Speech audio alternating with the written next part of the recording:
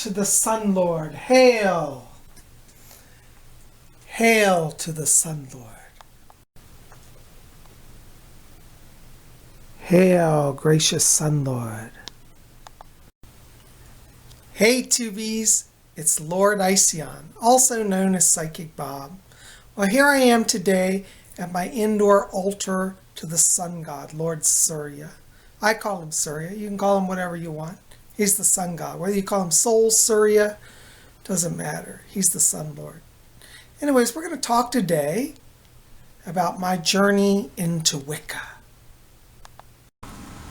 Hail, gracious goddess, Isis. I call thee goddess of the moon in your silver veil. Hail, receive my offering of this silver mirror, this tool of magic. May it be a symbol of your power of the blessed moon. Grant your blessing upon the silver mirror now. Hail, with but your glance, it is consecrated. Hail, gracious Isis. Hey tubies, Lord Ision. Well, I was making offerings today at my various altars. Throughout my home I have altars to the sun god, to the moon goddess Isis, altars to the green man and the fae. Anyways, I'd probably take all day to show you all my altars, and we'll do that as a different video because I'm redoing my temple room.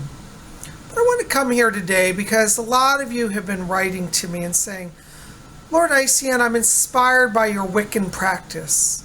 I think I'd like to learn Wicca. I'd like to study, but I don't know where to begin. And how do I even know if I'm supposed to be called to Wicca? How do I know if I should do it?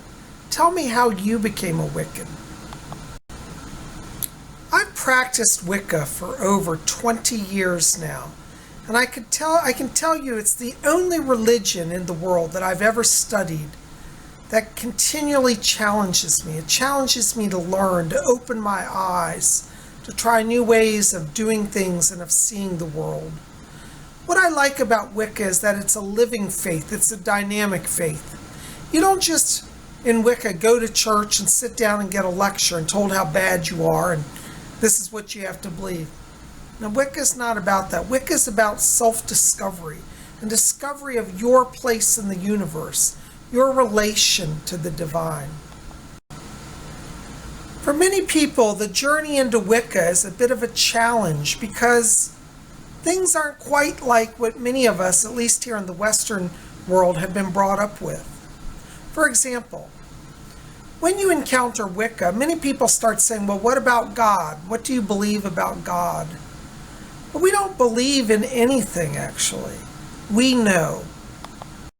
Wicca means the wise ones, or those who have the power to bend and shape reality. It comes from the Old English word Wicca. Now, what does all this have to do with my journey in becoming a Wiccan? Well, let me tell you about that. The way that I became a Wiccan was actually through the practice of spiritualism. For many years of my life, I was a member of the spiritualist movement. As many of you know, I am a full-time psychic medium, and it was in the spiritualist church that I was trained in mediumship and psychic abilities. And as I ventured out into the world back in the 1990s, I set up my first Wiccan shop at a local shopping center.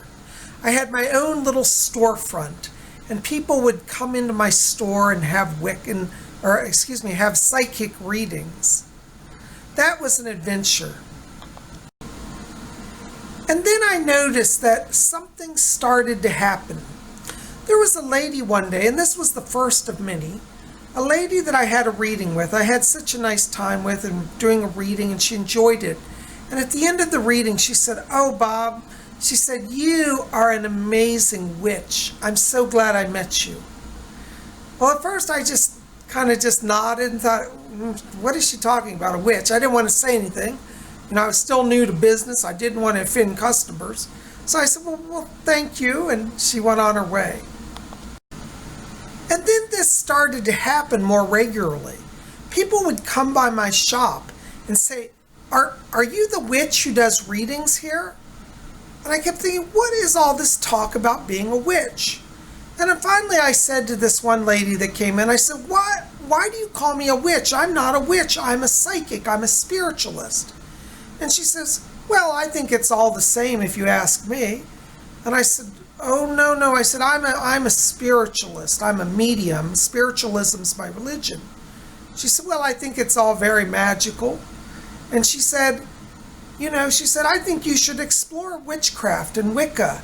I think you have some potential there. I think this lady was actually a Wiccan, though she never said it directly. I thought, that's interesting. Well, I did her reading. It was a great time, as always. And later that day, I was racking my brain. I thought, why does everybody think I'm a witch? I'm not evil, am I? Because, see, in those days, I was under the traditional idea that witches were evil, right? They're green, skinned and doing black magic and hurting people. I thought, I may have psychic ability, but the rest of me, that's definitely not me. And at the time, at this shopping center where I was, there was a bookstore upstairs on the upper level of the mall called Brentano's Books. I'll never forget it. Do you guys remember Brentano's? Some of you older people may remember it. Anyways, it was big back in the 90s and early 2000s. And I drifted up to Brentano's Books, and I said to the girl at the counter casually, do you carry any books about Wicca? I didn't even know the term properly. I said, I think it's called Wicca. And I was waiting for her to do a gasp, like, oh my God, what do you want to look up? And she so casually goes, oh yeah, we have a lot of great Wiccan books. Walks me back to this section. And so I'm standing there before this whole row of books. I'm just looking at all these titles on Wicca. I thought, oh my gosh, this is bigger than I realized. Well, then I saw a book. Its bright green cover captured my eye. And I saw amidst all the books this green-edged book. It looks just like it says Wicca. Well, that looked pretty straightforward to me, and I thought that's probably a good place to start. So I picked it up, and this is what I saw before me. Wicca by Scott Cunningham. It said, Wicca, a guide for the solitary. Well, I said, this looks like a good book, not knowing what I was buying. And so I went up and paid for the book. And the girl at the counter said, oh yeah, I've heard that's a really popular book. I think you'll like it. I said, oh good. Well, I guess I made a good buy then. So that book went home with me. And when I got home, I started reading that book on Wicca. And I was instantly captured and mesmerized. And I thought, now I really know who I am. I really am a witch. These people saw in me something I didn't even see. So I devoured that book in like 2 days, literally. It was really just, something I couldn't put down. I was so fascinated because this concept, this teaching of Wicca said, do you know that there is a goddess as well as a god? In fact, I think I'm going to read to you the introduction. This is some of the very first words I ever read on the Wiccan faith. So here it goes.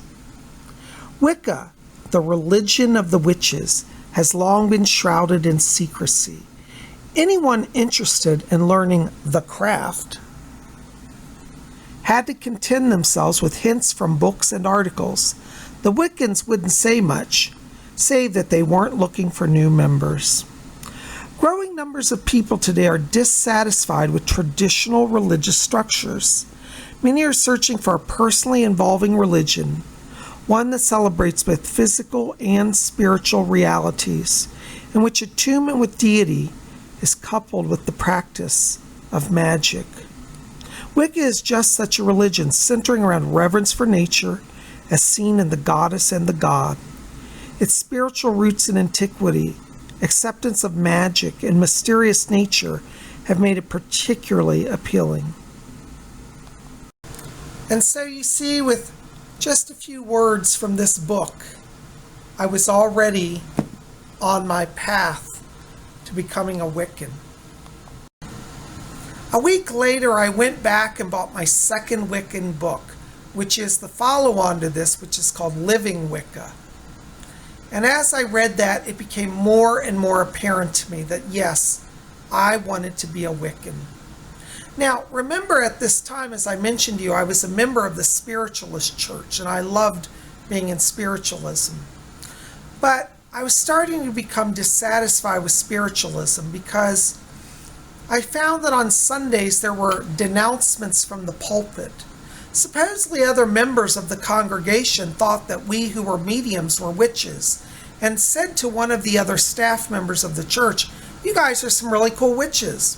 Obviously this witch idea was very prevalent at the time in society. And one of the ministers of the church the following week denounced witchcraft from the pulpit. He said, "We are mediums, we have nothing to do with witchcraft, it's evil." Well, that really shocked me because as I had been reading books on Wicca and was feeling drawn to it, I realized that this is not true. Wicca was not evil. Over the coming weeks, I tried to talk to some of my fellow spiritualists about the craft and about Wicca. And I was quickly reminded that when I became a member of the Spiritualist church, that I had taken vows, well, not vows, but made an agreement, a pledge, I should say, that I would practice nothing but spiritualism. In fact, to become a member of the Spiritualist movement, at least the formally structured Spiritualist movement, you do have to renounce all former and previous religious ties. Well, when I started discovering that I enjoyed Wicca, I was reminded that I could not practice that and remain a spiritualist. And the more I studied Wicca, the more I realized that it was the faith that allowed me the freedom of my soul.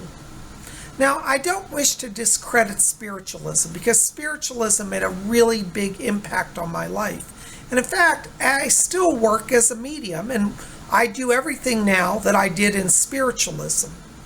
You see, Wicca, or the craft, says that it has room for whatever knowledge you bring to it.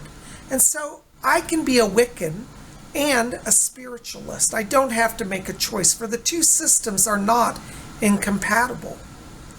And so, between the politics of the church and my own growing need for a more expansive and broader-minded faith, I eventually left the spiritualist movement and then entered into my study more formally of Wicca.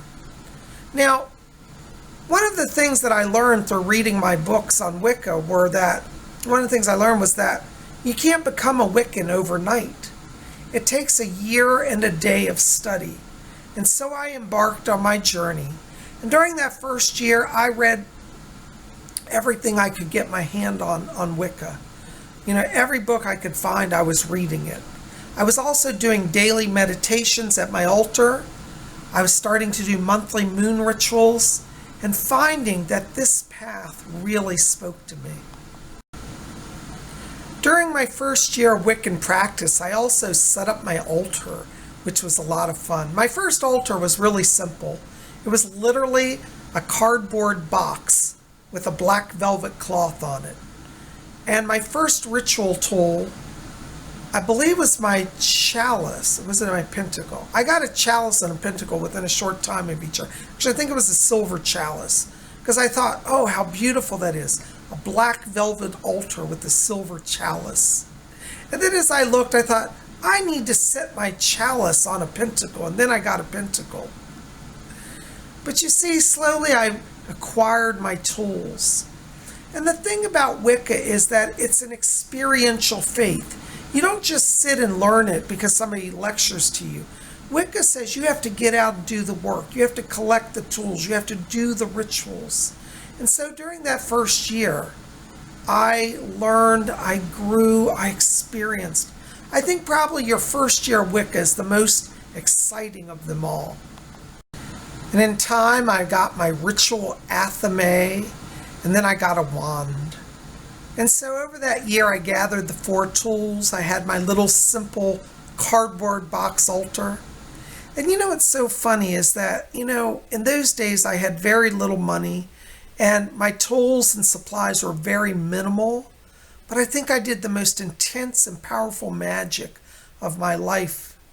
And so if you're new and looking to start out, don't be overwhelmed or intimidated by all the the stuff that's out there. There's a lot of beautiful Wiccan tools and supplies.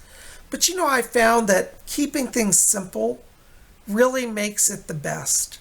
I think that when I had nothing and was struggling to even get tools, I think that I had a better time, And then over the years, as my prosperity grew, my psychic practice grew, I became more well-known, I had more money, I could buy a lot more stuff. But I found out that buying more stuff didn't necessarily make me a better Wiccan. Because the truth is, what is it that draws you to Wicca? It's your spirit. It's your connection to the divine. And in those early days of Wicca, I found that literally walking under the full moon, watching the sunrise or the sunset, those were my magical moments when I had nothing. Now these days I can go out and buy me a sterling silver chalice if I want and have the money to do that and not even think about it. But I think I get far more out of going with a simple, little glass goblet from the dollar store out under the moon at night, like I did in the early days. And so if you're interested in the path of Wicca and don't know how to begin, maybe you should just start with just reading. Read one book. Now I recommend, as I said earlier, the book Wicca, A Guide for the Solitary. Here it is, Wicca, A Guide for the Solitary Practitioner by Scott Cunningham. I think it still has the same cover. It's had the same cover for almost 20 years now. But this is, I think it is a wonderful starting point. Now don't just read him, read a lot of Wiccan authors. Now you're going to find that things contradict and don't match. And that's part of the joy of the craft, because each person can find their way. So you're not limited to one author or one view. But this is what started me on the path. And no matter how much I've advanced, I always come back to this. It's a mainstay on my altar. There's so much more that I could share about my journey. And I think we may end up making this part of our Wiccan Wednesday, kind of a series about my early ventures into the craft. But today I just wanted to come and share a little bit of this with you, because so many of you have asked, how did you get into this? And isn't it funny? I got into it because of other people's mistaken assumptions. I am so thankful for those people who came to me during my readings and called me a witch. I don't think I would have found this path if I had not been sparked to curiosity. So here we are, now 20 plus years later, and Psychic Bob is still here, still practicing Wicca. These days I'm known as Lord Ision. I am the High Priest of the Order of the Purple Cord. This is a Wiccan order that I founded. And so if you're interested in learning more about Wicca, visit my website, PsychicBob.com, and you can read about the Order of the Purple Cord. Well, guys, thank you for being here. Thank you for your questions about my journey. Thank you for your interest. Thank you for your support. I love all of you. Listen, don't forget to go to my website, PsychicBob.com, and register for our psychic development class. We still have a few spots left. This Saturday, July the 11th, we'll be starting our class. The session for this class session is $30 for this Saturday's class. So make sure to register at my website. There's a PayPal button. Go through PayPal, and that will notify me you've paid and registered, and I'll put you on the list. We're going to meet via Zoom. Don't worry if you don't have Zoom. I'll send you a link on Saturday for the meeting. But we're going to start at 12 noon Eastern time. So if you haven't registered, pop over to PsychicBob.com and register. We're going to study this week the subject of clairvoyance, how to open the third eye and have the mystic sight. I hope to see you at our class on Saturday. Well, thanks for being here. Help me out today. Like this video, thumbs up, favorite it, share with your friends, and hit subscribe. Be part of Spirit Channel. We would love for you to be here. You guys rock. We'll see you back here tomorrow on Vlog Thursday. Don't know where we're going yet, but we'll have an adventure. Just be here. You guys rock. Love you. We'll see you then. Blessed be.